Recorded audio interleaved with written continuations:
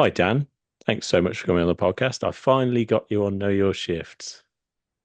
Yeah, thanks very much for having me. It's I have watched or listened to the vast majority of these episodes, so yeah, really looking forward to getting stuck in.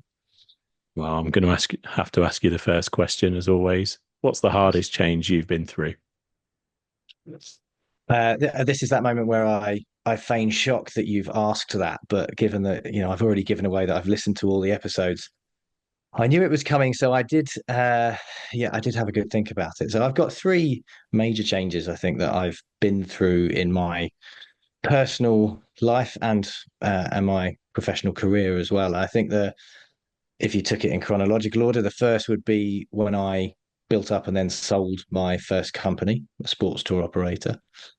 Um, Very strange tale as to how we actually finally disposed of that. But I think my second would be my divorce and then marrying my wife, who I married 2 weeks ago tomorrow.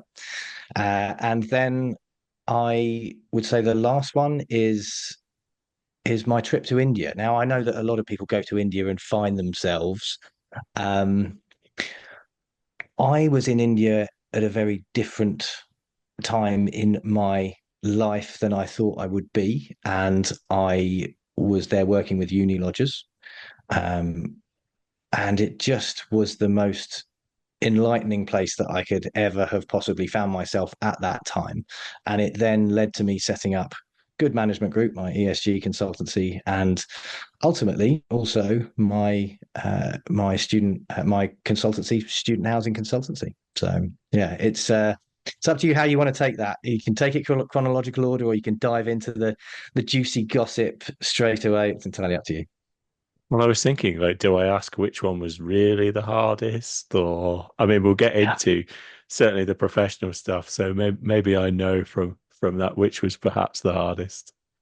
Yeah, I think it's pretty obvious. I think finding myself getting divorced and literally having that conversation the day before I was due to fly out to Milan to the 2020 conference back in 2018, and it hit me like a train. If we're being completely honest, that hit me like a train. Maybe it shouldn't have done, but having such young children and being at the stage that I was in my career and professional life, it felt incredibly catastrophic. I don't know how to really talk about that in any lesser terms. It felt completely catastrophic. I'm the type of person, I've always known that I wanted to be a dad and that I wanted to have as much time with my children as possible, and that was really the sort of focus of where I wanted to end up. And so to then realize that that wasn't actually going to be the case, and that whilst I was building up a pretty good reputation professionally, my personal life at that time, it felt like it had completely gone to shit. And I am very, very grateful to the people that I surrounded myself with and who really sort of stepped up for me at a time when my youngest was 8 weeks old at that time. And that's why it felt pretty catastrophic. Um, but and we can talk more about this. I've had enough therapy to be able to talk about this in great detail, Gareth. But ultimately, it led me here, and I've just got married, and unbelievably lucky that I found someone who is the most incredible person, first and foremost. And she's not listening; she's not anywhere in earshot. And she does her best not to look at my LinkedIn posts, so she may not even come across this too much. But she's an incredible wife, but she's an incredible stepmom as well. And I'm very lucky because that is a really tricky role to play. The doting stepmom when there's complications with divorce, and however amicable a divorce, may it is or may seem, that there are always complications. And I think having someone in the middle of that maelstrom with you is invaluable, but equally it gives them a front row seat to some of the more desperate times of your life. And so Em has done that with grace, and she's challenged me when I've needed to be challenged on things, and she's made sure that I am able to look after myself as well. Um, and and for me, you know, that was pretty invaluable at the time that I met her. I met her, a year after I'd separated from my ex-wife, and yeah, she's been incredible with the boys. They absolutely love her. They know nothing different, and that is a godsend in a lot of ways. Um, and they are incredibly happy, well-rounded, lovely kids, and for that I am eternally grateful. And Em has such a huge part to play in that. So it's yeah, I think from phoenix from the ashes, I suppose that's how it kind of feels, that I've been able to come through what would be an incredibly difficult time for anyone to go through, and managed to do it in Milan. I had two slices of pizza at that conference, and I don't think many people will have will have known the difference. I was very good at just getting on with things and putting a brave face on it, and I had so much work to do as well. To be fair, I'd been working with Brian Welsh for a year after that time. We'd become very close, really good friends, as well as being a very good boss. And Brian, who I know you've had on the podcast, very very early days, he scaffolded me completely, and he became part boss, part therapist, and incredibly good friend. He's got an amazing story to tell himself, as he has on the podcast. But he really helped me at that time, as did everyone else at Nido and Roundhill as well, because I was quite open and transparent with what was happening. I felt like, even though I think divorce is still a bit of a taboo subject, and there's a bit of a stigma attached to it. Your marriage is the one thing you shouldn't fuck up, effectively. And I felt, yeah, ultimately, that I needed to kind of rebuild myself and bring people along on the journey almost, and make sure that there was a positive story to tell out of all of this. And I think that's actually driven me to be where I am now, being so open and transparent. Not to link this to PBSA too, obviously, but on LinkedIn. But like, I need that transparency. I need the honesty. I pin probably a bit too much to my reputation, and really focus on guarding that and making sure that that I am seen as being completely transparent and open and honest.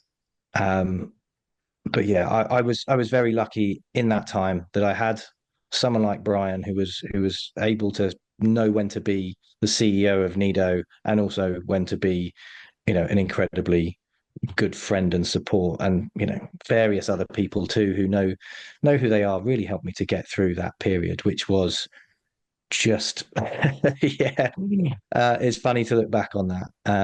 It really is. And luckily now I can very much laugh about it, not just because of the therapy, but because of where I am in life at the moment. So yeah, it's there are positives to everything that I've been through. And I'm not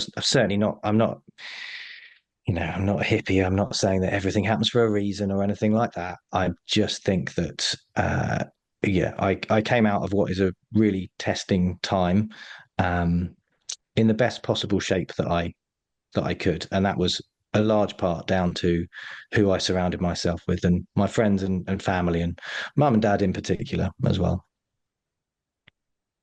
Thanks for sharing. It sounds like a really tough thing to go through. And I speak to a lot of people on here about tough changes they've been through. That's what the question's about, right? And one thing that probably runs through most, if not all, of those people is they they look back at that change, and they've ended up in it sounds really harsh, but a more positive place. even though they've been through that pain. And actually, I spoke to someone, the episode's not gone out yet, but I spoke to someone about they've been through a really tough situation recently, like you've just described. And it's a bit harder with a divorce because there's people involved, but you can't, if you had the opportunity to go and change that change that people tell me about, most of them said, no, no, no. And some of them have been through some really traumatic things. And I know that's hard to say because that's a bit more difficult in a divorce situation to talk about, but actually they're not glad that it happened, but they don't want to think about where their life would be if that hadn't happened because of where they are now. And I think that's definitely seems to be true of a lot of people that have been through a lot of tough things, that it's almost, yes, at the time so painful, yet where they've managed to get themselves to, it's not a, this sounds terrible. So you can tell me off for saying it, but it's not a bad thing that it happened in the long run. Does that make sense? I've probably rambled. I'll probably have to edit that. No, yeah. Look, I totally agree. I think, I certainly wouldn't wish my time again, and I mean that wholeheartedly. Um, I I went through that process, and it showed me how resilient I could be in the face of adversity. Um, and and I think that's equipped me with lots of different skills to moving forward. And yes, I certainly sought help in my friends and family, and in and in therapy as well. And I'd advise everyone in that situation to do the same. You cannot just suffer on your own, as it were. And there will be, especially in divorce, there will be a lot of things that either get left unsaid or that you can't process perfectly, and you will end up with some emotional baggage in some way, shape, or form. But the key is to be really open about that, and just say, right, well, I'll process this as best I can with the limited capacity I have as a man. I, I'm very good at compartmentalizing, so I was able to just be pretty pragmatic about what the future looks like. And there were several times during just like things like ski trips, or um, or holidays, or just time with my boys who are now 6 and 9, but yeah, were sort of 1 and 4 at the time. I think that math checks out. But you know, I would catch myself and just be like, hey, oh God, I'm so lucky. Like, yes, I've been through something that's incredibly difficult. And of course there are two sides to every story. Um, but but I know that has put me in a place where, yeah, it brings about certain challenges in different ways. And those challenges change as you mature and as you go through the whole process. And we're myself and my ex, we're both very happy and very settled. And that's perfect for the boys. That's amazing for the boys. But it just enabled me to focus a bit more on, okay, right, back to square one. The way you thought the rest of your life looked, it doesn't look like that at all. And so you do need to make sure that you stay true to yourself, but you've got an opportunity to just reinvent yourself a bit and be open and transparent about bringing people along on that journey, and make sure that, because you do lose a lot of friends. Like I live in Bicester. I grew up in Ramsgate in Kent, but I live in Bicester. Obviously, the boys go to school here, and consequently, I lost pretty much most of my friendship group. But to counteract that, I then started playing football again, which I absolutely love. And I now play Wednesday nights, Bicester Vets, and no, it's not Bicester Fossils or anything like that, or walking football. Before I can hear the jokes already. And then I play normal men's football, shall we say, on a Saturday as well. And that friendship group, I found that invaluable as well. And so I've come through a really shitty time that I was supported and scaffolded through that process by various different people, but it has led me here where I feel more myself than I ever have. I feel um, I feel very content. And my granddad always said, I asked him what's the secret to a long life. He lived to sort of 95 years old, and he said a shot of whiskey and a contented mind. And I've always been very lucky. I've got a contented mind. I am very easily pleased, but I always strive for for something more, especially professionally. And I think that I've been very lucky in finding a wife, a partner that can come with me on this journey, whatever this may look like, and sign up to all of the complexities and challenges and also the joys of having two wonderful stepchildren. And I am incredibly lucky um, that Em said yes on that beach in Cornwall. As you may have seen from LinkedIn, given I posted that. And no, I'm not ashamed of posting that. It was phenomenal engagement. And yeah, pun intended, actually. Yeah. Uh, um, I want to know. Obviously we're going to talk about student housing, right? Of course we are. But I want to know what your student housing experience was like at Loughborough. um, Pretty good, I'll be honest. We were in catered halls in our first year, right next to the university. So I was at Loughborough doing French and politics. There's no way I'd have got the grades to do sports studies there, but realistically, I was there for the sport, football being my chosen sport. And so, yeah, going into halls seemed like the obvious choice. Everyone does it. It's a rite of passage in sort of a an on-campus university such as Loughborough. And yeah, it was fantastic having a big canteen and having a bar as well on site. Got really lucky, but this was a long time ago. This is sort of 1999, 2000-ish to 2004 when I graduated. Um, but yeah, it was a bit of a culture shock though, getting to Loughborough. It was at that time 70% private school, and I'd honestly never met anyone from private school at all. And so I got to Loughborough and I was, shocked in terms of who are all these posh people and how do they all know each other? That was the culture shock that I experienced, and I found football as my solace in that sense. Not that I was, having a difficult time making friends or anything like that. It's just that it was another world to me, and so gravitated to certain groups of people, and they're still good friends now. And so yeah, halls in my first year, which was just the perfect community, and I still take learnings from that into some of the work that I do in PBSA. Loughborough got it right so early on, and then the ropiest house that you can imagine in my second year. You're talking rats, mice.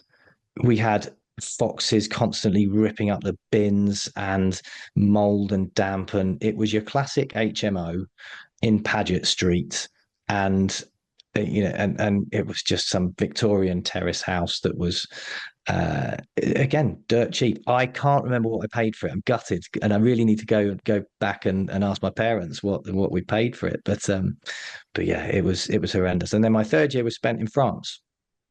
So I went to France, did you could either on my degree you could either go to a French uni or you can go and teach English in a French school. I didn't want to do any more uni work, so I just decided to take the sort of language assistant route. And I was at a school called Lycée de la Mer, or School of the Sea, and so all of these kids were learning to become fishermen or women, and so they were, how do I put this? They did not care about learning English whatsoever. They were going to take over the family oyster boat because I was in Arcachon, just near Bordeaux, and so I very quickly realized that I should probably cater to the audience, ask them what they wanted to do. They wanted me to translate the Robbie Williams songs or, explain the jokes in Friends or whatever else it might be. So I just I was grossly overpaid and underworked. And as a result, I spent my time sort of traveling around France with a big group of people that I'd met there. And it was the most incredible time. And my accommodation there was this beautiful one bed apartment in Arcachon overlooking the sea because they knew they weren't going to sell it over the winter.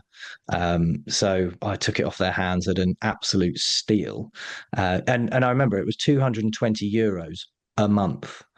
And that I think about that now looking at some of the French PBSA and it blows me away. But yeah, that was a hell of a year. Got very, very lucky there. So much so that I spent 8 weeks in the Caribbean at the end of that with my girlfriend at the time, um, and then came back to halls. Yeah, so then went back into halls because all of my friends had done 3-year courses, um, and it was quite interesting at that time that I came back into halls.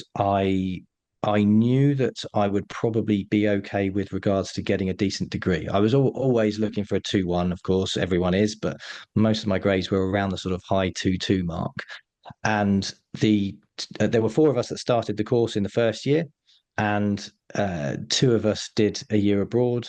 The 2 that didn't do the year abroad were French, and they both ended up with 2-2s. And we knew the other English guy that took the year out with me in France, we knew that they wanted more people to do that course.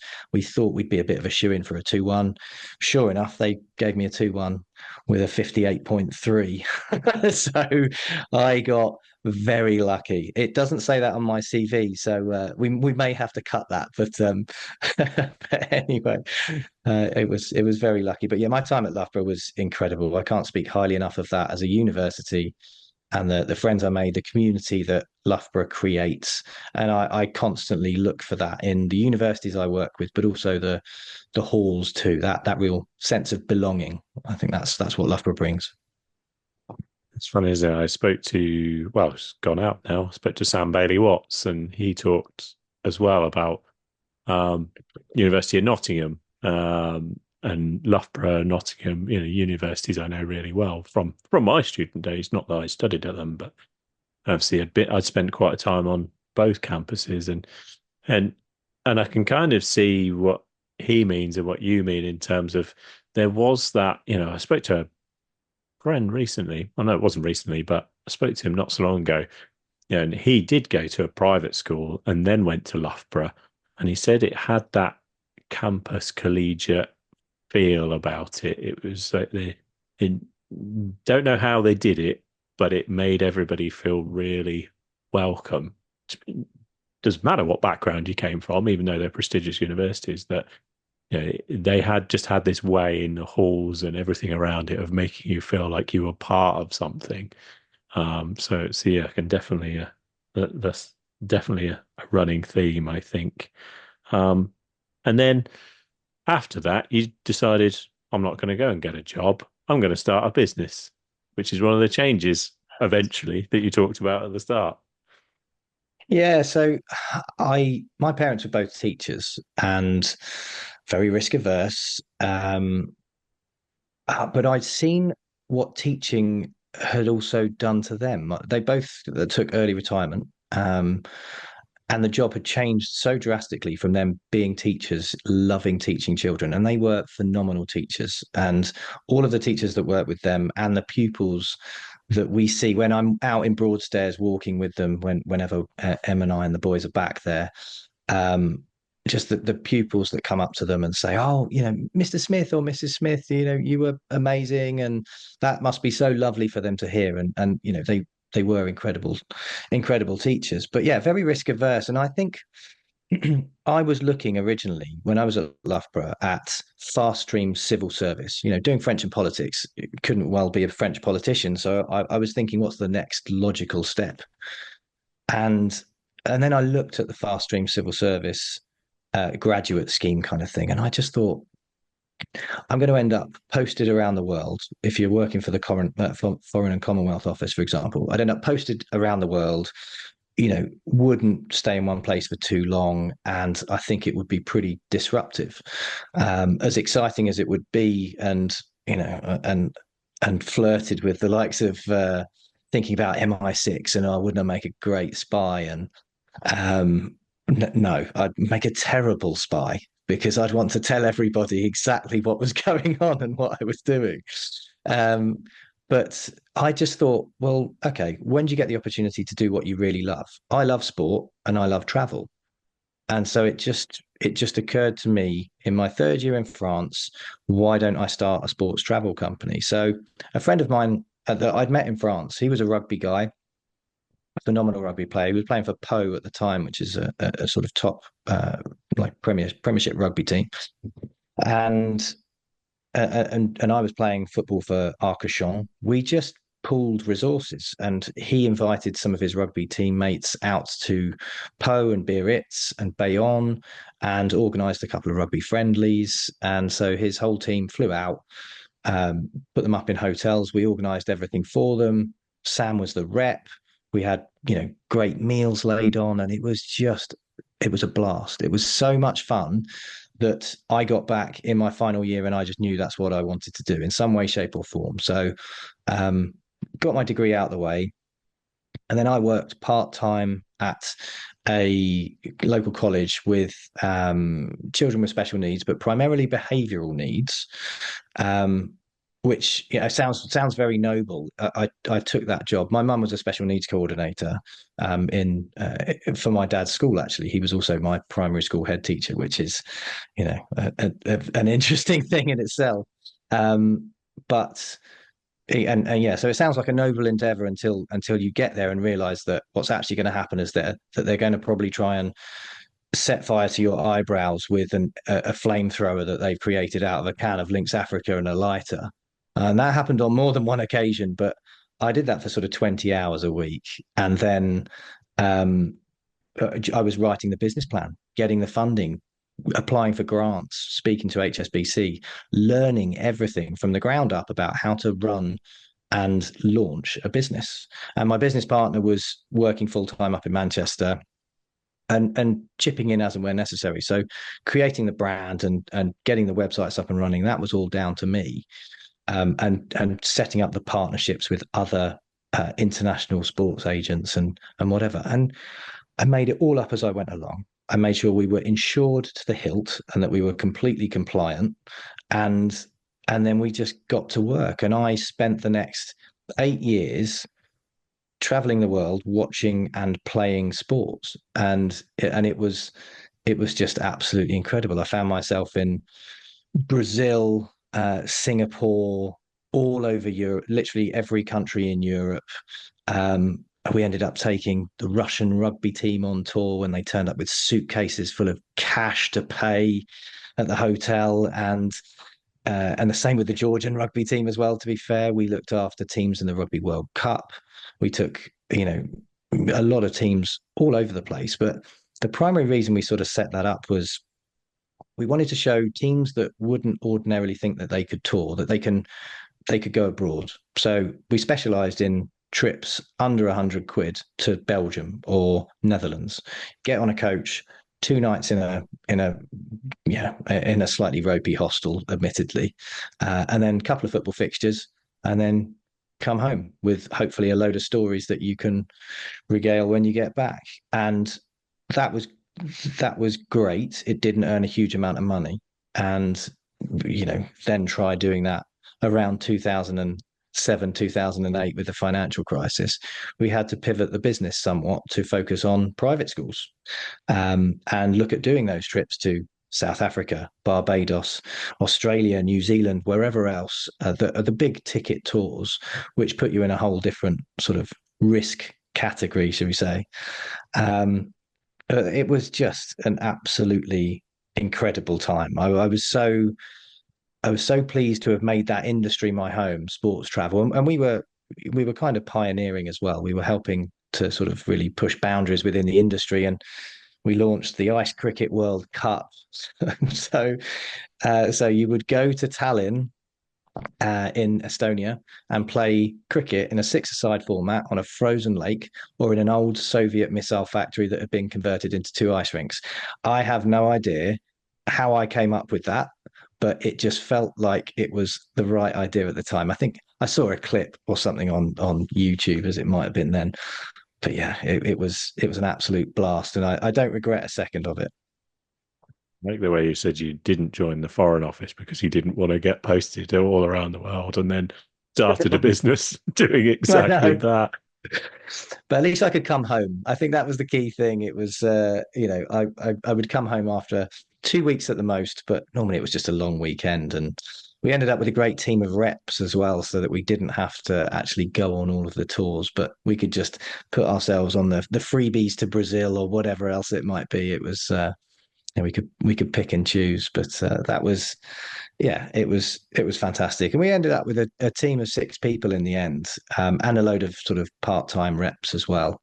um, but yeah, as I said, we got to that stage where we needed investment because we were such a big insurance risk, and some of our profits had been wiped out by currency fluctuation, so we had to hedge massively and spend a lot of money on hedging our currency to then guarantee that we'd have some profit left at the end of it. And the margins are tight anyway. You're talking 10 to 20% on some of these tours. So if there is a bit of a fluctuation, it's a bit of a risk. So yeah, we had taken that business, I think, as far as we could together as a team. And the next step was, okay, we look at either investment to take that forward, or maybe someone will have some, chats about acquisitions or whatever. We were talking with a few big firms about acquisitions, like TUI, for example. And then another firm stepped in and said, we'd like to acquire you. We'll give you some cash up front. We will, yeah, we'll give you effectively enough shares that will become your pension pot, and you will be able to walk off into the sunset in 5 years' time or whatever it might be. Now, for a 29-year-old at the time, I think I was, that was music to my ears. That's exactly what I wanted to hear. And so we did our due diligence. We had a really good look at the company that was acquiring us. It's a company in Wales, in Cardiff, and they were backed by Finance Wales. So it felt totally legit. And so we sold to them. Nice little bit of cash up front, put money down on a house, and helped with a salary and this, that, and the other. Just a bit more security, which is what I needed at that time. 3 months later, I'd sensed that something was going wrong. I'd started to be asked to transfer money across from our company because we'd kept the accounts and the companies separate for the time being. Um, and that was deliberate on our part. But given that they were starting to ask for cash out of our company, I started to get a bit worried, refused to send any cash across, and then got called into a board meeting and told the company is completely skint. We are on the verge of bankruptcy, and the shares that we gave you are completely worthless. We need immediate investment. So we're really sorry. We hope we hope you'll understand, and we need you to stick around to sort of steady the ship.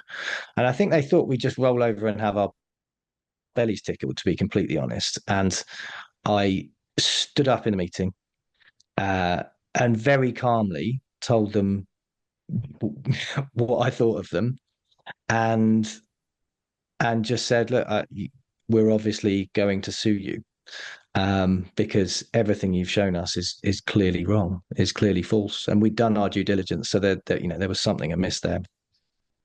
And actually, Gareth, this is the first time that I can talk about this because there's I'm NDA'd until 10 years after the fact.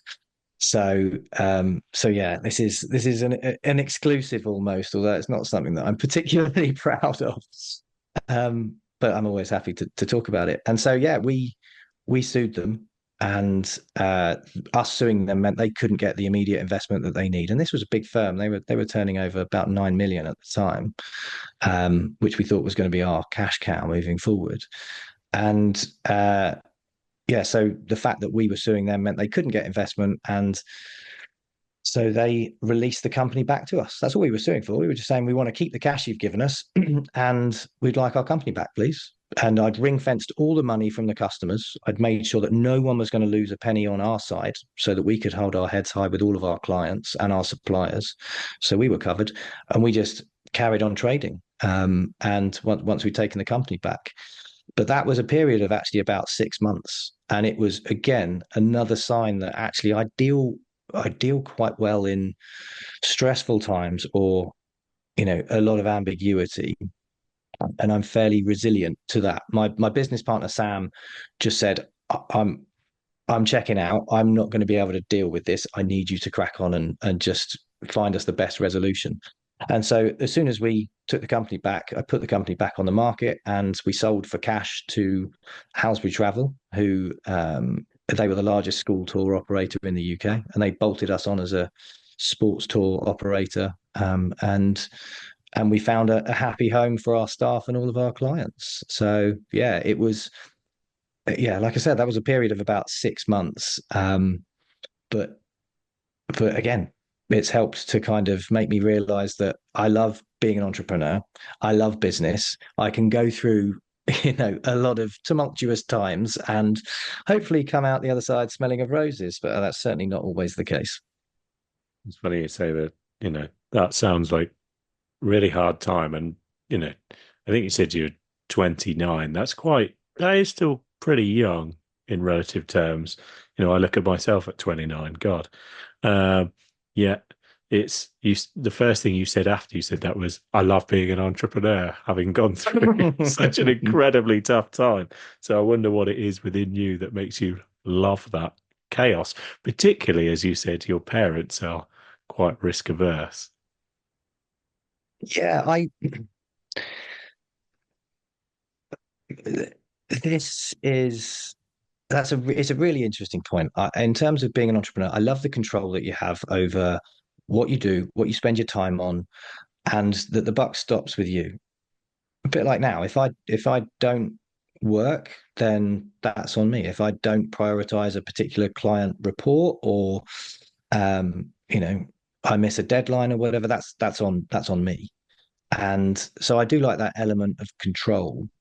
I think, and that is certainly not saying that I'm a control freak in any way, shape, or form. It's more you control your own destiny. I've always loved building, and I've loved brand, and I know that might sound like rubbish, because I've called my company the most obvious thing that I could call it, in student housing consultancy. More to come on that later. But yeah, I just love the creativity that comes with it. And you've got to find, I think, when you're in business, you've got to find, the yin to yang.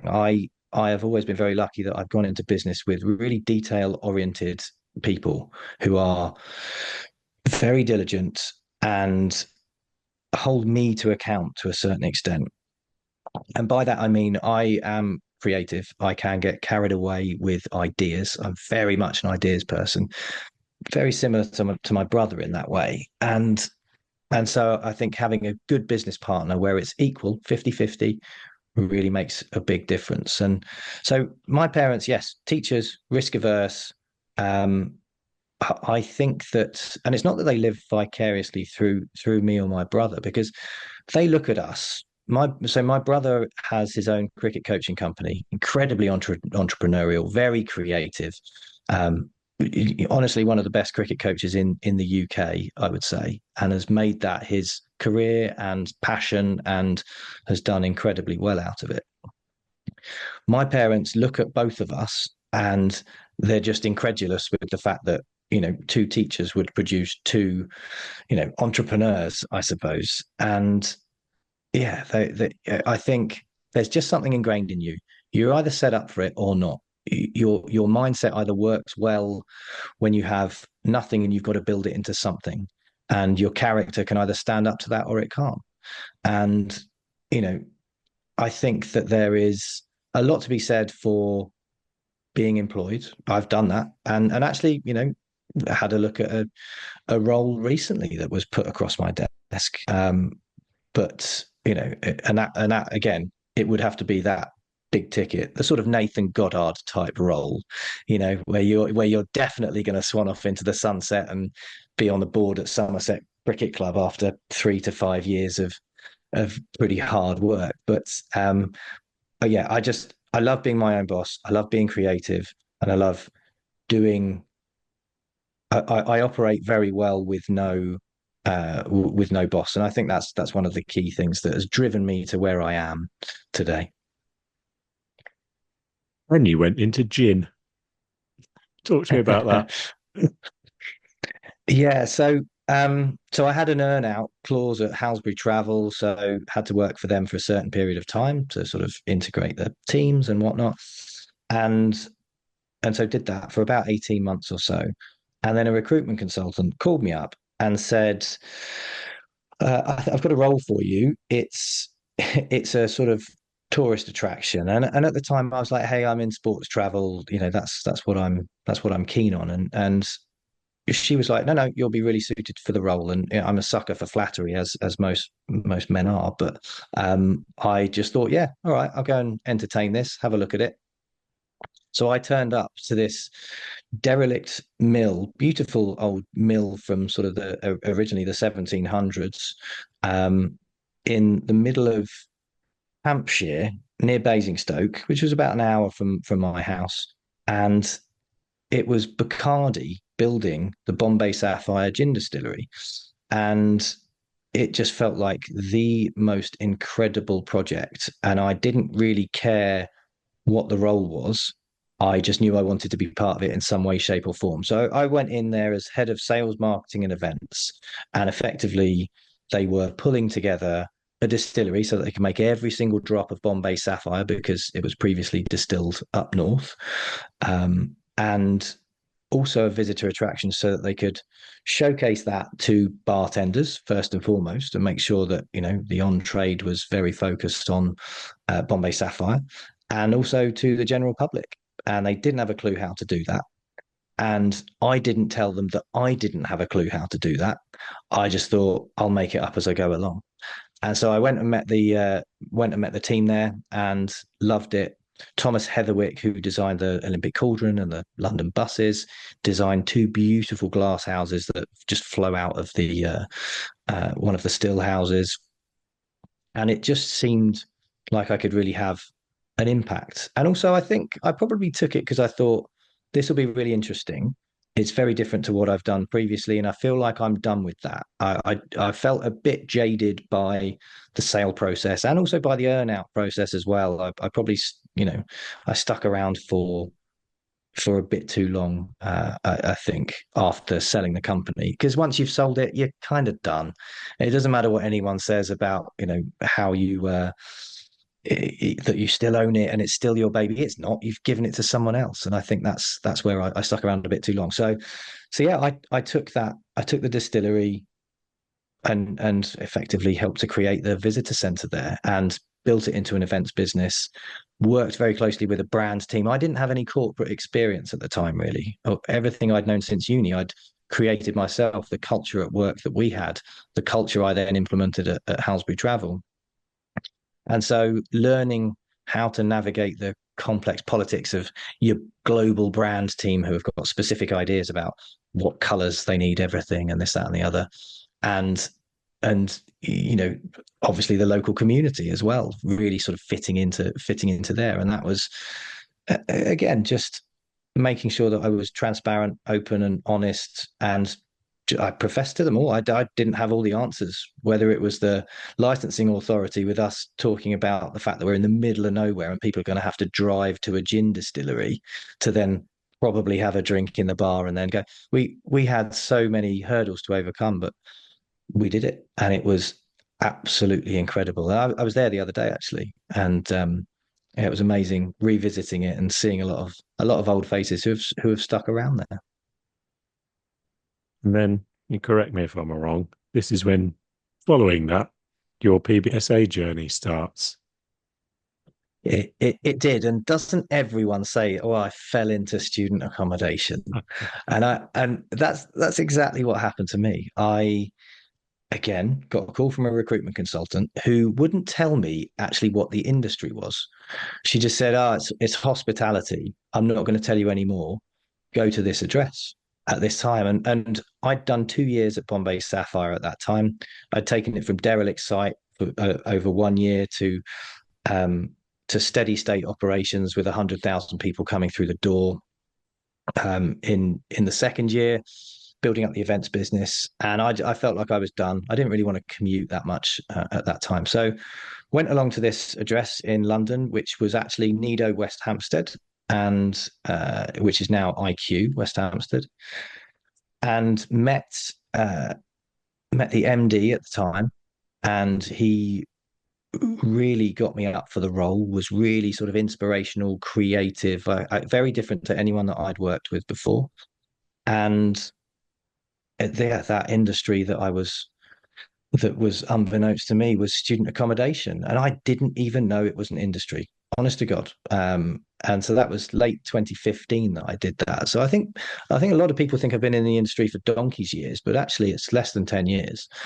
Um, and and yeah, I Nido had just been through this really big acquisition. They'd sold those three flagship buildings in London that were seen as like the pinnacle of PBSA in 2014.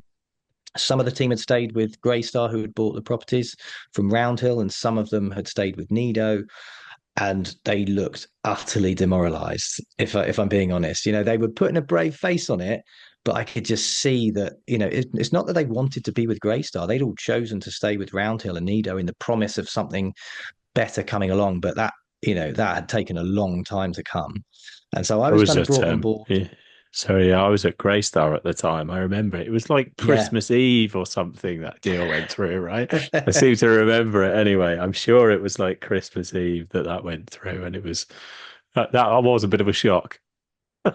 Yeah, but it was to them as well, because I think they thought, well, we're Nido, we're going to have these buildings forever. We're going to be in the premium sector, pioneering that, and and then all of a sudden they've got one building, four or five people in a back office in West Hampstead, and yeah, I was brought in as sales and marketing director again because of my experience in travel and then hospitality. So if there is a theme running through my career that pins it all together, it's hospitality and really looking after the customer and giving the customer a good experience. It doesn't matter who that customer is.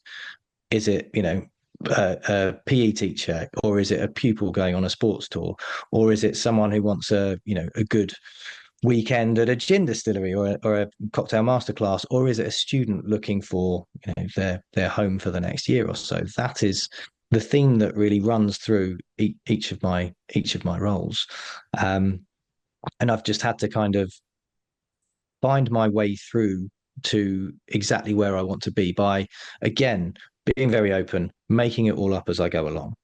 And I did that my first goal was to to fill the building at West Hampstead, because they still had one investor, one building, really good building, 350 odd beds in West Hampstead, and they wanted to grow and do the same thing again that they've done, flip on the portfolio and ideally build up as much as possible, become this operator and also third party as well. So yeah, I had to find out how to do that very, very quickly. It was initiation by fire. I learned a lot from the team, from Steph and Mel at the time, and Zana and several others there. There's too many to mention, really. Jamel as well. Jamel Lee played a really important part in the operations side of things. Everyone just felt like a safe pair of hands, but it felt like they weren't doing enough, and and I could see that they were all getting a bit itchy and starting to look around. And so I was working very closely with Paul Bashir at the time, who was COO of Roundhill at that time, and I thoroughly enjoyed working for Paul, for and with Paul, on all of the projects that we took on. But I could quite quickly see that we were going to lose people, and the MD that had hired me, I never really saw him, if I'm being completely honest. And he ended up heading back to Canada.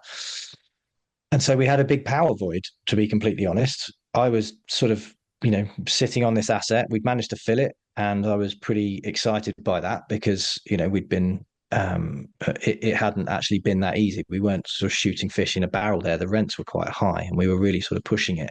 But I'd got some good partnerships in place, built some relationships, and felt like I knew what I was doing. So I went to Paul and said, there's a power void. Something needs to happen because the investors are going to start to take note of what's happening in some of the meetings, etc. I'll be your managing director. Give me the job and let's see how we go. Um, and that's exactly what he did. He just went, all right, if you feel like you can do it, I trust you. I'd known him for probably, I reckon, 6 months by that time. And he said, "Yeah, I believe in you. Go for it." And that was a real vote of confidence for me because Paul's a beast in the industry. Like um, he's incredibly well known. He's the most networked person that that I know. Um, and so I set to work with the likes of Russell Petrie, who's at EQT Exeter now, Lauren Wilson, who's at Aries, Alice Saini, who's been at Partners Group, and loads of others as well. And we had to get to work to try and get some capital in, grow the portfolio, get some buildings on board, deploy that capital, get some buildings on board, and then run it accordingly. So that was all on me to build that operating platform, then work with the likes of Russell to get the capital in and then deploy that capital effectively. And again, made it all up as I went along. Very much initiation by fire, but I absolutely loved the experience, and I sometimes felt out of my depth. I think everybody does at different times in their career. But what I didn't know, unfortunately, we didn't have Chat GPT at the time, but that would have been incredibly useful. But I just had to learn it. I learned on the job, learned by doing. Didn't make too many particularly expensive mistakes, although I probably wouldn't have bought a couple of buildings in Liverpool, but still, it was just great fun, and I was very very lucky with the way that my career progressed through Roundhill, and then working with the operators and the investors and the staff that we took on as well. We took it from 4 people to 116 people within the space of about 18 months. And that was, we needed rocket fuel. That was hard work, but the whole team really dug in. I was very, very lucky there. Obviously, there was huge, rapid expansion in quite a short period of time. I think during your tenure at Nido, and achieved a lot. Why did you decide to leave? Great question. Several reasons. It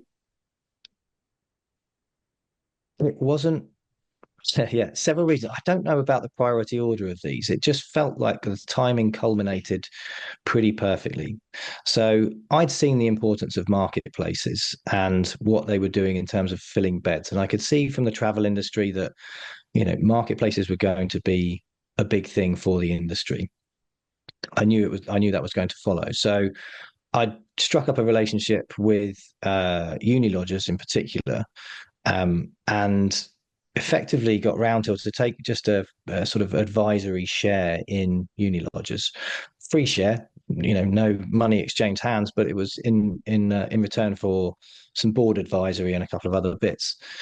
So I knew that I wanted to understand that side of the sector a bit more, and it coincided with the time where so I was managing director of UK and Ireland, and I didn't have the experience or the little black book, to be honest, needed to grow the business within Europe. And that is where Roundhill primarily were looking. And it would have been a lot of development. Most of my experience by that time was actually acquisitions, some through development and mobilization, but a lot of acquisitions. And so Paul pulled me aside and effectively said, look, we're going to bring someone in who's going to basically be head of student for Roundhill. You're going to need to work very closely with him. I'd like you to go and meet him. And that person was Brian Welsh. And that was the start of a real sort of learning curve for me in particular. I'd built up Nido in my, with my idea of what good looked like, and thinking, we were best practice. And Brian came in and really helped to take it to the next level. So I can humbly admit that, like, I didn't know PBSA before I got there. Brian is Mr. PBSA, as you know from your podcast. He's been a GM, an operations manager, operations director, COO, CEO, head of student. Like, he's literally done it all. So if there's anyone to learn from, it was him. So I stuck by his side as much as I possibly could. But the way Brian sort of commuted down from Newcastle, which meant that I needed to be in the office quite a lot. And at that time, going through the divorce, I knew I didn't want to be in the office all the time. And Brian was really good about it. It's not like he, made me stay in the office in London until 10 p.m. at night. I would always leave when I needed to and get there when I needed to. There was a fair amount of flexibility, but it does take its toll being in London, 4 or 5 days a week, and having the investor meetings and the pressure and running a team of 120 people with 40 people in an HQ office. I think that was the point where I thought, I need more flexibility. I need to be able to set my own hours more. Um, I'd been having these conversations in the background with the founder of Unilodgers, and an offer materialized, which was way too good to turn down. I mean, yeah. And to be fair, from that offer, should have probably seen that the writing was potentially on the wall for Unilodgers. If I'm being honest, that company is still trading. Just to put that out there, Unilodgers is still trading, but in a very different way to it has previously. So yeah, I effectively engineered an exit, and it just felt like the right time to go. Um, I feel like I've got a good legacy at Nido, got a lot of good friends from that time. I thoroughly enjoyed my time there, and I wanted to experience something new, enjoy more flexibility, and also have probably less pressure. The role that I was moving into was just more entrepreneurial.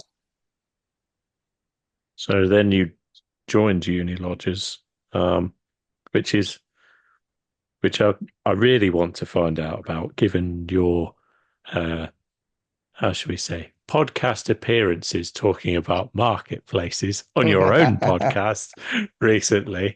I, hearing it from the other side, shall we say?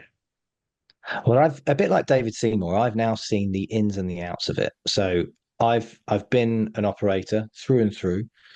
A little bit of investment as well, which was very exciting. But then moving over to marketplaces was a whole different ball game, and it was absolutely the Wild West at that time.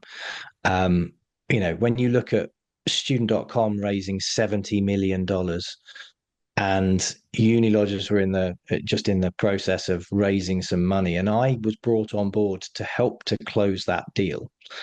And so I had my expectations set of a certain valuation of the company, and that expectation for the investment and the investors was set by previous fundraising from the likes of student.com and a couple of others too. But Unilodgers was kind of pioneering. It was one of the first marketplaces, alongside student.com. And it was, yeah, a role that was effectively overseeing all of the international partnerships with PBSA operators on a global level. It was my job to launch that in the US, launch Unilodgers in the US, and launch it in Australia, and also oversee the expansion of UK and Europe. And understanding marketplaces was fascinating, because it's not just as simple as putting up a comparison website and then sending through a load of leads. You need an entire team of salespeople. Your marketing needs to be absolutely on point, because your cost per acquisition is everything, more so than it is for an operator. And I think you need to also make sure that you're adding value to the sector. The issue that we've got in PBSA at the moment with marketplaces, in particular the ones from India, is that they are seen as a bit of a competitor to operators. And there's a lot of, yeah, I would say shady tactics, to be completely honest, in terms of the way that they approach the acquisition process of a customer and how they're not necessarily working alongside operators, more against them. And I saw that firsthand at Unilodgers. I had no idea until I got there what marketplaces were doing, what that looked like. I turned up to Unilodgers on my first day and I said, I want to see the demographics of where all of your students are coming from in India. And I was told, well, they're not Indian. They're not Indian students. Half of our students are British. And I was like, wow. Okay. That is brand new information that definitely should have been in your investment deck, because it's a whole different cost per acquisition for a domestic student as it is to an Indian student and to an agent. And the need for that is a lot less. You're fishing in the operator's pond. So how do we change this? And I was told, categorically, we are not going to change this. In fact, we're going to increase it. So we expect Indian students to become about 10% of our cohort, and probably domestic students maybe 70%, and then the rest from elsewhere. And I, at that point, realized that the marketplace industry was probably a bit further on than I had thought, but also that it was headed for disaster, and that my job was going to be effectively crisis PR for Unilodgers in particular, but the marketplaces as a whole. And it was tricky to manage. And I think that a lot of marketplaces raise money based on the fact that they can scale in the US, scale and launch in the US, or really grow the business outside of the UK. They can't. They just can't. The UK is the cash cow. It's the most mature PBSA market in the world. The US is so decentralized and they're so suspicious of commission-based marketplaces. It's nigh on impossible to break through in a meaningful way. And so, Australia or the HMO market, for example, really difficult to crack because you can't work direct with landlords unless you're a letting agent or you've got a local presence. And so all of the investment criteria that these investors had been shown just didn't stack up. And I'm there in a board meeting going, I don't think the terminology is even right here. I think that what we're talking about being a booking is actually an inquiry, and therefore all of our conversion rates are off. And I don't exactly know what that means for the investment, but I know that it's not particularly good from my standpoint and my story that I have to tell the operators in particular. And so I saw what was happening at Unilodgers and in some other marketplaces as well. I got a really good look at where that was up to, and it was it really wasn't pretty at all. And that to a certain extent that trend has continued for some of those marketplaces, but some of them have certainly professionalized. But yeah, it was a bit of a shock. And so when I got to Unilodgers, I flew out to India very early on to go and see the team, go and understand what it means to have 300 people sat in an office in Gurgaon, just outside of Delhi. And that is, getting to India was definitely it was just, again, such a culture shock because I was invited out there, flying business class, staying in the 5-star Westin hotel, in an air-conditioned WeWork, being ferried around in a big Jeep, looking out over a slum. And I'd never seen that disparity between the rich and the poor exposed in such a stark way as in one particular meeting. And I pin my me starting Good Management Group down to one particular photo where I am looking out the window of this really nice WeWork, and I can just see this little kid who's probably about 3 years old playing with a tire, and in a slum, corrugated iron roofs, mud floor, and I, with such young children at the time, and the boys were very young. Ralph was under one, and Wilbur was around four. Um, I just couldn't marry it, and I spent the whole time looking out the window, thinking this meeting's gone to shit because I'm not sure what's happening here with the company or the investment. Look at what's happening out here. I just couldn't marry it up. It was such a culture shock. And I should just say, India is the most fascinating country in the world to me. I absolutely love it. And all the people that I met there are incredibly friendly, and super smart, very diligent, really hardworking, which is why the caliber of people that you get from India is so strong. And it's such a competitive higher education market.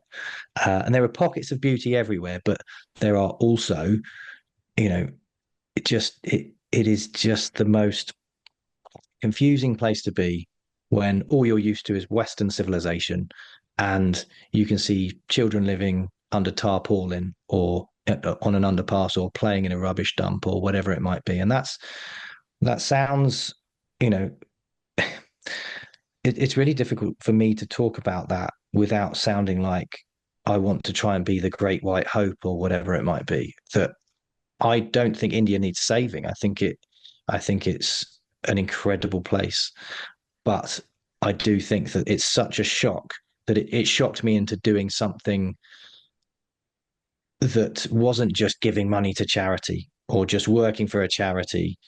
I wanted to have a really positive impact on people in particular. And I thought the best way to do that would be to have a look at, setting up a social responsibility or a CSR consultancy and helping in some way, shape, or form to marry charity partnerships with India and things like that. But yeah, I pinned that trip to India was absolutely pivotal for me, and really partly because I had Delhi belly as well, so I had plenty of time to think about my life and have an existential crisis while I was hugging the toilet for 48 hours straight. But yeah, it's an incredible time. And it was really, really formative going to India. And I spent probably 3 months in India during the 2 years that I worked for Uni Lodgers. An absolutely fascinating place. But only I've never been to India, but I can only liken that to when I went to South Africa, and seeing the difference literally across a road in haves and have-nots is quite. It does change you, doesn't it? And that's why travel is so important. But I normally ask, well, I have done in this podcast, I normally ask what you did next. And by that, I mean, in this instance, what did you do immediately next? If that had such an effect on you and you went back, you left India after that period, did you immediately say, I'm done, I'm going to do this? Or did that take a little bit more time? I took action straight away. So I realized what I wanted to do relatively quickly. I did a lot of research into CSR and CSR policies and what it took, and it was a bit of a buzzword, but no one really knew what it was. It was a bit airy fairy. It probably still is, to be fair, CSR.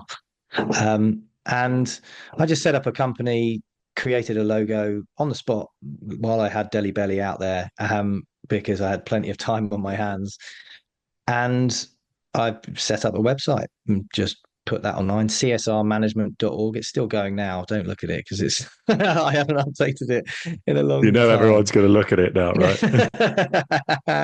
But that was the first incarnation of what is now Good Management Group. And so yeah, I founded CSR management, did a few CSR policies for people that I knew, friends, family, and they paid me for it, luckily, because they felt like they needed it. But also then started to get inquiries through the website, and was doing this all part time. So I was, I obviously was sort of moonlighting as a CSR consultant, I suppose. while still holding down my job at Uni Lodgers, I literally gave everything to that role at Uni Lodgers. So I just felt like I wanted to do something alongside that too.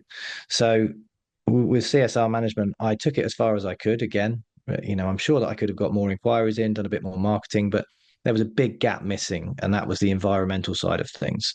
But as luck would have it, a good, very good friend of mine from Loughborough, Ian Dodd, is a sustainability consultant specializing in real estate.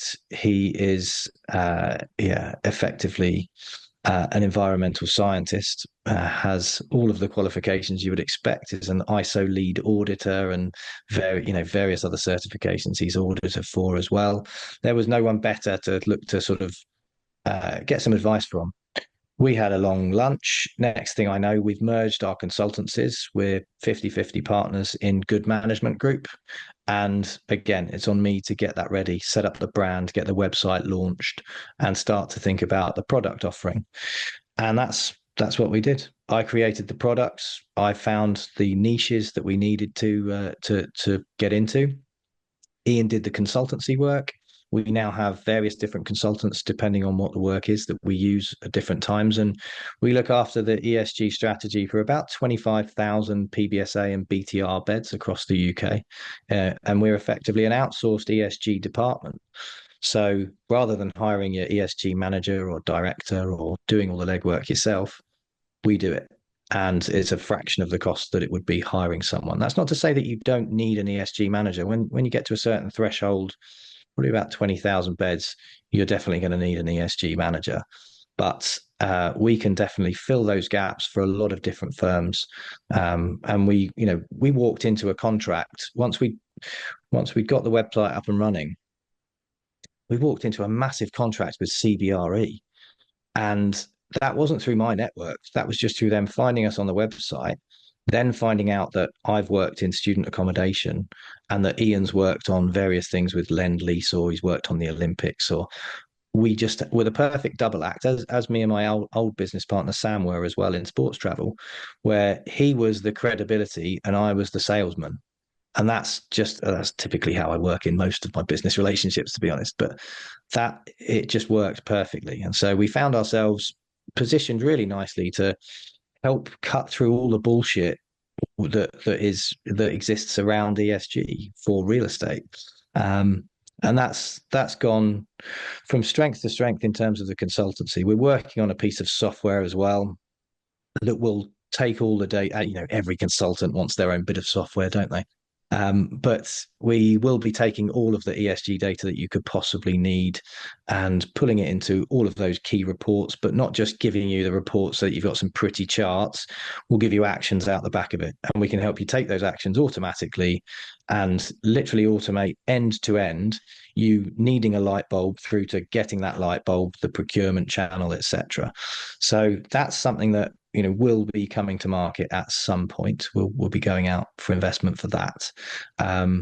But yeah, we're very lucky with the clients that we've got, and Downing students have been really good clients to us. They use the software and they're very happy with it and use our services. And same with Fusion students, Project Student, as I said, CBRE, Get Living, various others. Like it's really it's a nice niche to be in, I think, and that's what I try and position myself with, key niches at any given time. So the next one is AI, to be honest, which we may come onto in a bit. Funny, I always think about Good Management Group as your other business. It's compared to and then obviously you decided to set up Student Housing Consultancy.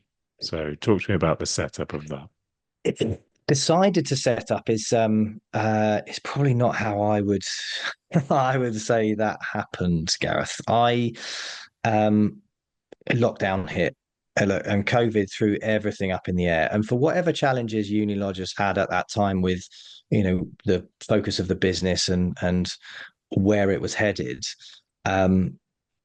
they tried to run it as long as they could through COVID, but it got to the point where no students were traveling. The business was hemorrhaging cash, still spending a lot of money on Google ads because they felt like that was the right way to go.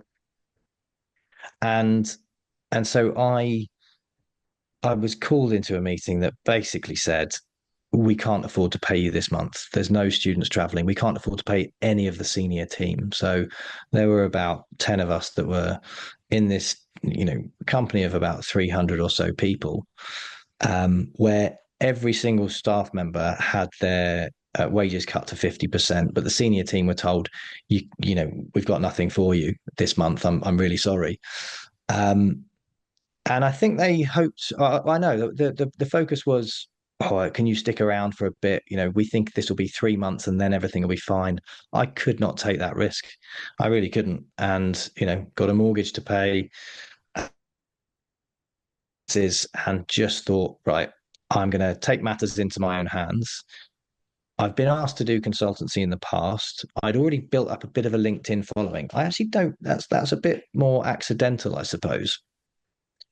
Um, because it was across various different sectors, sports, travel, gin, and then into student accommodation. But I'd seen the power of it. So I set up Student Housing Consultancy, bought the domain, got the logo done, and the website launched within 48 hours of being told that I was not going to receive a salary that month.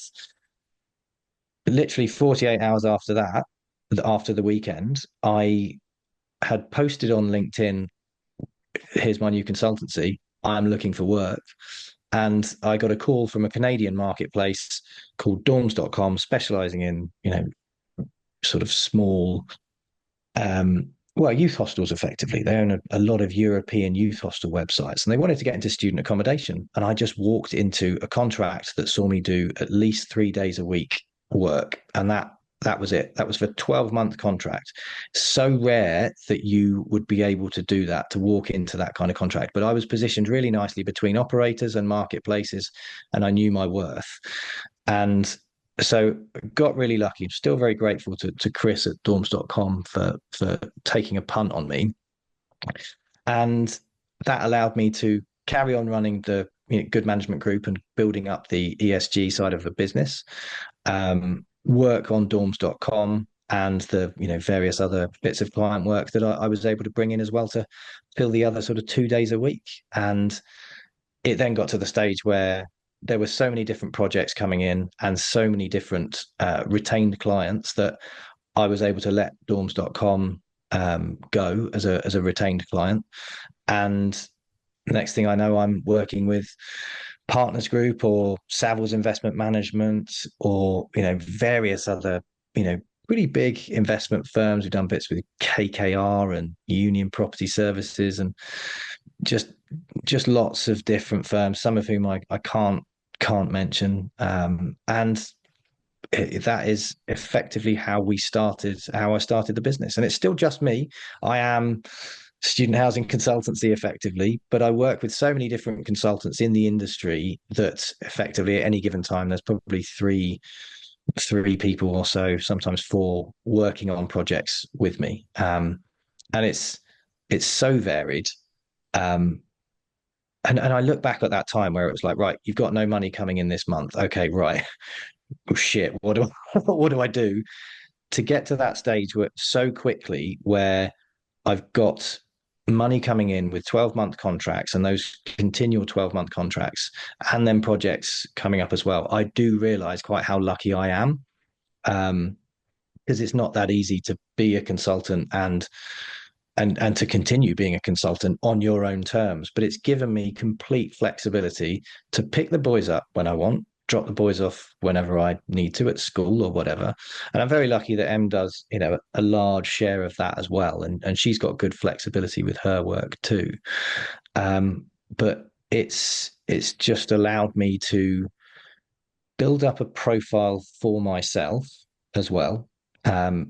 And be that sort of spokesperson for the industry, I think, because I get so many messages from people saying, we can't talk about this because we're attached to an operator or an investor or a university. Can you just mention this in your podcast or on LinkedIn or whatever it is and see what comes of it? Because we really need to understand it. And that, again, I use for consultancy. There's probably a niche in that. All right, let me get after it. So yeah, I've created that myself, but I've been very fortunate as well in terms of how I've approached it, I think. So it's been, yeah, it's been great fun. And I'm now at the stage where I have to remove myself slightly from it because I don't want to become too intrinsically linked with Student Housing Consultancy as a brand. So I'm removing like pictures of me from the website, whereas previously I think the focus was okay, the company needs credibility. I will bring that credibility in whatever way, shape, or form I possibly can. It might be overstating it somewhat, but I'm now at the stage where I've got various different niches that I feel that I can move into: BTR, co-living, even later living. Beds are beds, to be completely honest. There are nuances, but operational real estate, operational residential real estate in particular, there are so many common themes throughout. And I'm getting pulled into BTR by BTR players looking to get into student or looking to understand what their best tech solution is or their ESG strategy or whatever else. So a bit of an exclusive here. I really hope that it's ready for when when this podcast goes out. But I will be switching the company over to Resi Consultancy, and a long time ago, again, sort of grand planning, I secured resiconsultancy.com and then btrconsultancy.com, co-livingconsultancy.com, all of those websites. And there is someone currently designing those all for me. And I see myself and the company moving into different niches with various different experienced consultants within those niches as well, helping to create best practice and share war stories and effectively help to improve the sector as and where I can. That's not me saying again, that I can really make a huge amount of difference to certain operators, but I know the difference that we've made to a lot of key clients, and I think that we can take that approach that we've had to student housing and the success that we've had there, and we've got some incredible case studies, and apply that to the other sectors as well, because we're already working with co-living and BTR firms already. So yeah, resiconsultancy.com. Watch this space. Well, we do love an exclusive on your shift. Hopefully, it's hopefully you won't beat me to it on your own podcasts. Not that we're um, uh, but one thing that listening to all the different changes that you've been through and hearing some of them for the first time in detail, even though obviously we know each other, is how quickly you've made a change. Some people take forever and procrastinate on it, or, they're thinking about it. They've got to, I was talking to somebody again on the podcast last week about, they write business ideas down, but that's all they ever are. They would just think, oh, one day I'm going to do this. And, I'm guilty of that, saying one day I'm going to launch this business. And I don't take any steps towards it. I've just got it in my head. But you seem to have the ability to go, whether it's starting a good management group or, albeit, it might have been a bit more of a forced change, with uni lodges, just go, I'm going to change and do that now. And that must be deep within you somewhere that you can just, yeah, that's what I'm going to do.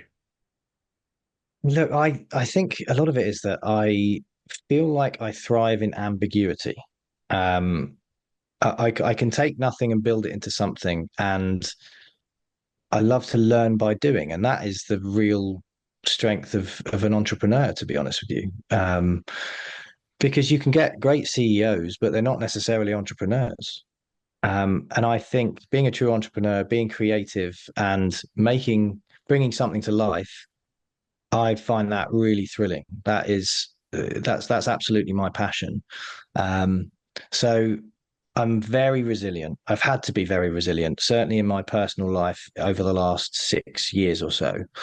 Um, but but I think, yeah, I absolutely thrive in ambiguity, and that allows me to be a good entrepreneur. Now, you can get a business to a certain state, and it may be that I would get Resi Consultancy to turn over in the multiple millions and then think I need to probably step back now. It's time for someone else to take the reins, and maybe I move on to another venture or do something more creative. I don't know, but yeah, I think that's what it is. I enjoy the chaos of creativity, which sounded like a prepared line. I'll probably balk at that a little bit later on, but it is chaos, and you've got to find a way through it. And so I think that's one of my strengths. If I have one on a professional level, it is definitely that I can thrive in ambiguity. Oh, I know that I've got loads of questions, even though we've been talking for ages. But one is about LinkedIn, and yeah, uh, and you are obviously very active on LinkedIn, shall we say, and giving your thoughts. And I wonder, there's there's lots of people out there that find it quite hard to give their thoughts on LinkedIn and other social media. There is a lot of fear behind posting, and you must even now still get it. Your thumb hovers over, is it ready to post for like even after all this time? But do you feel like there's a sort of, I couldn't find the right word when I was writing this question, but responsibility when you with the things that you talk about in the industry or things that you say, because you have such a wide following audience on LinkedIn. Does that make it more difficult to give your thoughts, or actually, because you've had such good engagement and reaction to you giving your honest opinion, does it make it easier? I I use LinkedIn as a tool to generate leads for my business, but I also enjoy the role that I can play in bringing a bit of transparency to an industry that can be quite closed off and can be quite siloed. And previously, I feel it's been a little bit cloak and dagger with, you can't tour this property because they won't let any competitors in or whatever it might be. I just think we need to open up. And the moment that we do that, then investors will see best practice, operators will see best practice, and the students or the residents, depending on the sector, will also see that too. Now, I do hover over pressing enter sometimes, and there's a few posts where I've thought, oh, maybe that was a little bit much. Um, and I don't, I'm not here to shock. I'm not here to be needlessly controversial. I want to draw attention to some issues and challenges within the industry. And I'm also conscious that at the moment, especially, for example, like we're not having a particularly easy time of it in PBSA. Like the costs of running are more expensive than they ever have been. The costs of building are too. The cost of capital is too. And and there are some pockets of saturation in certain cities where it wasn't there 3 years ago, either because the unis tanked or for various other reasons. And yeah, I lost a client the other day because they said, "Oh, sorry, we feel like you're a bit too negative about PBSA on LinkedIn, and we need to portray that PBSA is all singing, all dancing, darling of the alternative real estate industry." And I was like, "That's fine. I'm not going to stop what I'm doing for losing you as a client." And I hadn't actually picked them up. It was a proposal, but the feedback was, sorry, my business partner thinks you're a bit negative on LinkedIn. I can understand that there will be some people that are like, oh bloody hell, these posts. What's he said now? Like, what's the latest bombshell of the day about Leeds or Nottingham or whatever it is? And I've had the universities and councils call me up and whatever else, but I do feel that sense of responsibility. Um, I don't look at the engagement or impressions too much to think like, oh, right, what's the most controversial thing I could say today? I typically will have a look at what's the latest news, who's put out a report, um, and so and then I analyze all of that. I look at, and it takes a while. Like, don't get me wrong. I wake up in the morning. If I'm awake at 6, I'll spend half an hour to 40 minutes pulling together a LinkedIn post, doing the research for it, and going from there. but I think that I've had such a strong reaction to it that I feel like it's a positive thing. I mean, feel free to let me know if you think it's not, but ultimately the amount of people that come up to me at the events that I don't particularly know, or the amount of potential new clients that I speak to that say, "Oh yeah, I follow you on LinkedIn," which sounds really self-aggrandizing. It's not. I've carved out this niche for myself on LinkedIn, focusing on PBSA and student accommodation, and now a bit more in BTR and co-living as well, with a smattering of ESG here and there, and I'm sure some AI fairly soon as well. But I think if you get carried away with the engagement and the stats and whatever else, then you're on a hiding to nothing really, because you're going to put out the wrong things. You're going to put out the stuff that shocks. But actually, my most um, the posts that get the most impressions are the ones where I take data that people might not necessarily have seen, and I find either solutions or I find anomalies or I am crystal ball gazing. And I think I am across so many parts of the PBSA industry, marketplaces, agents as well, who are one step beyond the marketplaces, and the international universities too. Universities in the UK and US, Australia, Europe. My network is completely global, and we all talk on a very regular basis. And beyond that, through to PBSA operators, investors, etc. It's a very unique position to be in, where I'm almost a bit of a go-between for all of these parts of the industry. And I think that gives me intel, network, and access, and I'm happy to share that.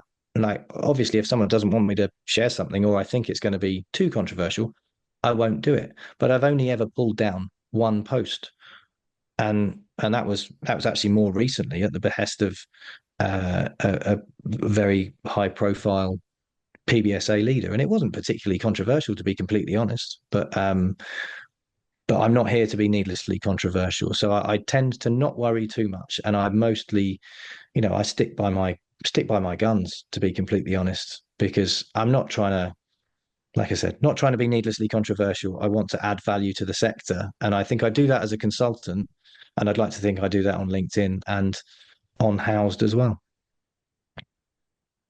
I have this image of Housed with Sarah sat there with a dump button uh, whenever you were talking. No, Um, she's just constantly trying to wrap me up because and this, I'm obviously you're very good at this, and I've listened to all of the podcasts, and you will, wind someone up and let them go, and it feels a bit like this is your life, but I think I can be very guilty of monologuing. It may sound like I love the sound of my own voice, but I am extremely passionate about a lot of different parts of the sector and trying to help it. So I love the fact that Housed gives me that medium to do it as well. And it's this is Sarah's brainchild. She came to me, well, yeah, at Christmas last year and said, yeah, I think we should do something. We're having these chats anyway on a weekly basis. We'd actually seen the success of Know Your Shift, and we wanted to do something that was news based. We didn't want to do the interviews because we felt like you've wrapped that up really well. And so yeah, that is literally how House was born. It was out of Sarah's head, and I think knowing that I would say what I think on LinkedIn helped, because she knew I would do exactly the same on a podcast.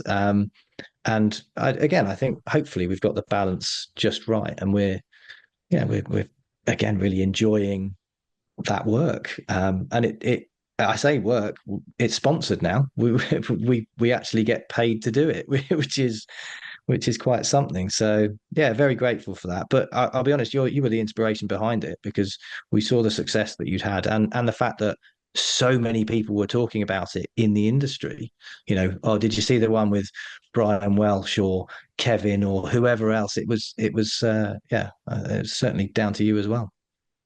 Buddy, I had so many people and I'm not, as we were talking before we started, I haven't been to a huge amount of events in the industry, and actually was at the Living Black at University conference, and I never expected so many people to come up to me. And the funniest one was someone came up to me and said, I recognised your voice when I started speaking at the conference. Where I thought, oh, I thought I was putting out enough video content to be recognisable now, but clearly not. I'll have to do some more. But I Your just dulcet recognised my voice. tones. Yeah.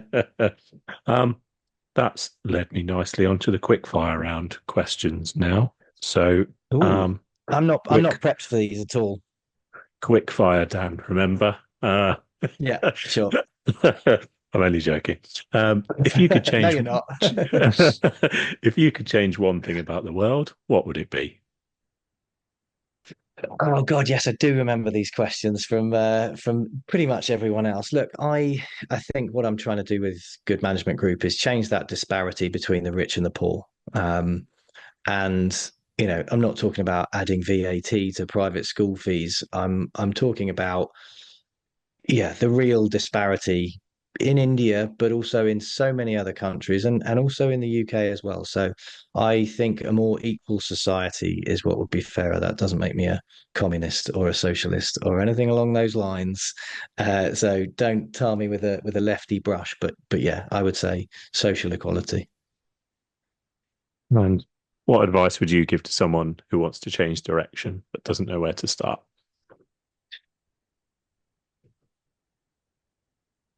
Just get on with it. It was Branson that said, "Screw it, let's do it." That's his famous tagline. And I learn by doing. I I think I'm able to make mistakes because I am very open and honest. And if I don't feel I'm up to it or I've made a mistake, I will always hold my hand up and say I didn't know what I was doing or I tried my best and this is where we got to. So yeah, I would say just get on with it. Okay. What's going to be your next big change? Well, marriage was a very big change more recently, which I am over the moon about, obviously, and then saving up for a honeymoon. Um, I would say it is. I've got a lot of potential avenues to take the consultancy, in particular, with the launch of or the rebrand into Resi Consultancy and the different verticals that will bring, and a very exciting development in AI, which is a buzzword still at the moment because no one's actually found any real practical use cases for AI in real estate in particular. I have, and the demo that I just did today, the operator, one of the biggest operators in the UK, said it absolutely blew him away, their head of IT. So yeah, quite excited about what may come there. I've sort of fallen onto a bit of an opportunity there. So yeah, professionally very excited, but also personally. This space. Um, and I can't wait to ask you this question is if you were to recommend a guest or more than one guest to come on know your shift, who would you recommend? Well, I've found this. I've thought about this at great length, and you've interviewed quite a few of the people that I originally would have suggested in the first place. Brian Welsh, I'll be honest, would have been my first port of call, um, because he's got a fascinating story and he's just a great guy and a good friend. I think I think Paul Bashir would be a fantastic guest. Um, and you should do it at Annabelle's at about 1 o'clock in the morning with Paul. That would be quite something. Not sure Um, I'll be allowed my phone in Annabelle's, would I? no, um, I'm going to say certainly Sarah and Deanie, either or both. They've both got very unique stories. They are really so passionate about the industry and about the student experience. You knew I was going to say that anyway, and they honestly, I don't think that they'll expect it, but yeah, I would say Sarah and Deanie. Um, I would actually say Nick Porter, and I think he would be someone that everybody is really interested to hear on. He hear from. He is the grandfather of PBSA. He probably won't thank me for saying that. I should just say I've never met him. I've never spoken to him. But everything I hear about him, he sounds like a fascinating character. He's got a hell of a story to tell. He's been there from day dot of PBSA, and I think people would be really interested to hear his side of the story and where he thinks it's going, because what we want to hear from is innovators, pioneers, what's going to happen to the sector, not necessarily just what's been, but given what he's doing at Dot Group, I think he would be someone that everybody would be really interested to listen to, far more so than me. Well, thanks for those. I think I think I've got some work to do to get Nick to come on the podcast, I but know you have. Sorry. that's given me a challenge, that's for certain. Um, Dan, thanks very much. I know we planned to do this quite some time ago, almost a year, I think we planned to Yeah. do it.